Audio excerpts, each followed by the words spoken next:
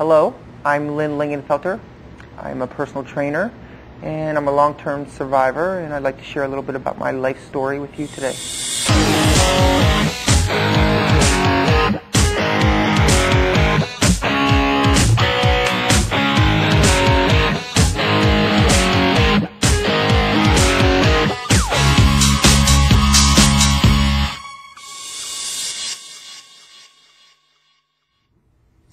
It was Veterans Day, November 11th, 1983. My best friend and I were on this rampage to hunt from his house to my house, a 5-mile trek. It was a successful hunt. We both had our limits. We were headed home on the last steep power line trail, and he tripped and fell about 8 feet away from me. And he was walking holding the gun in a not so proper manner. And when he tripped, he squeezed off and shot me through my lower back and out through the front. I spun around, looked at him, and his eyes were larger than mine, looking down at the gun, looking at me. I fell back. And I'm like, within maybe 30, 40 seconds, I went blind. My eyes were both open, but the pressure and there was so much internal blood loss that I immediately went cold. And as I'm laying on my back, I'm blind. I'm begging and pleading, God, please save me. I think I'm dying. I felt very, very threatened and very scared. I pleaded to God that He would save me and that I would one day honor Him by, witnessing, being a witness. And here I was at 16 when I made that decision, and I felt this huge hand just descend on me, and it gave me peace, unlike anything I've ever experienced. And I knew I'd be okay at that point. I didn't understand what that meant at the time. It was 2 major surgeries, but I received over between 38 and 40 pints of blood is what I've been told. So at 19, I decided as a formality to go ahead and get tested for HIV because I received so much blood. I was considered high risk. But I also had it confirmed that one of my pints were tainted, and it was very likely, they just didn't want to tell me up front, it was very likely I would test positive. But they were telling me up front it was just a formality. So I was truly shocked and just horrified when I got this phone call saying, you have this virus. And back then in '87, there was no system to understanding it truly. Everybody was still, I was like a modern day leper instantly.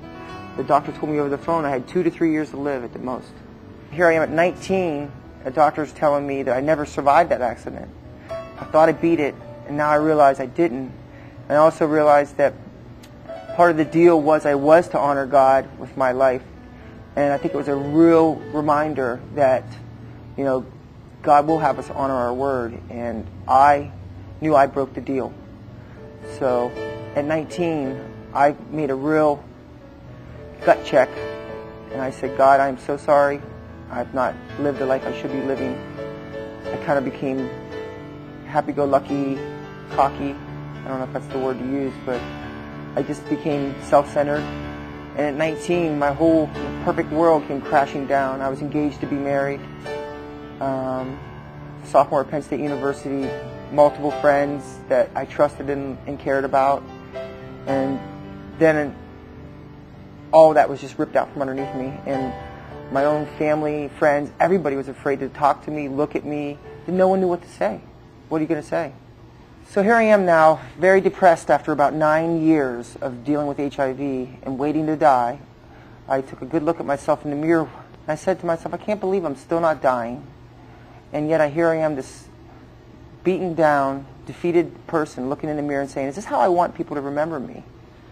And I think at that point in my life, I finally believed that this was my last chance to make a difference. I slowly decided, I had all this mental pain, why not add some physical pain? And I started a gym, and from then every fitness material I could get a hold of, I was studying, reading, and just loved being involved in what it would be like, to look good and feel good again. I could not manage the mental, the feelings, the emotional problems I had. So physically, I could at least measure that and track it and monitor it in a way that would be productive. And in doing those little basic things each day that made my life better physically, it then started enhancing my mind.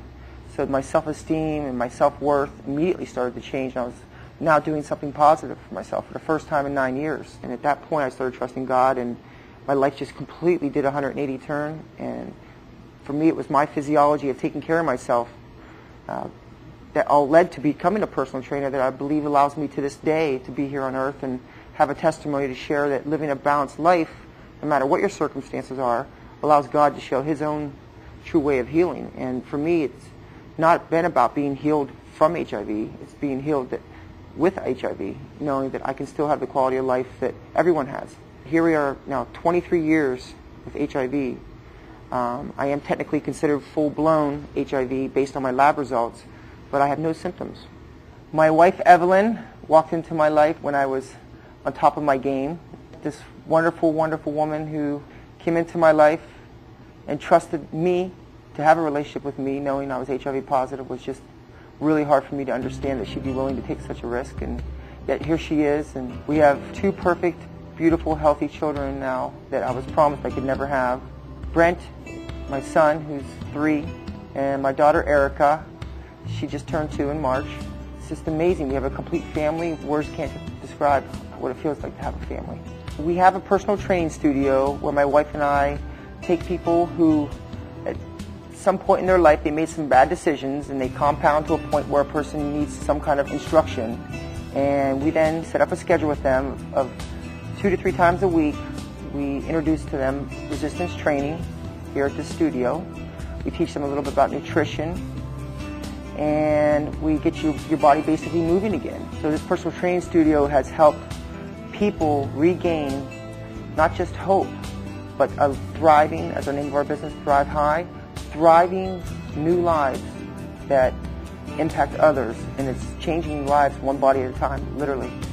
I've never fully understood what it is to have Lord be Lord of my life until He literally, I felt, had to take almost everything from me.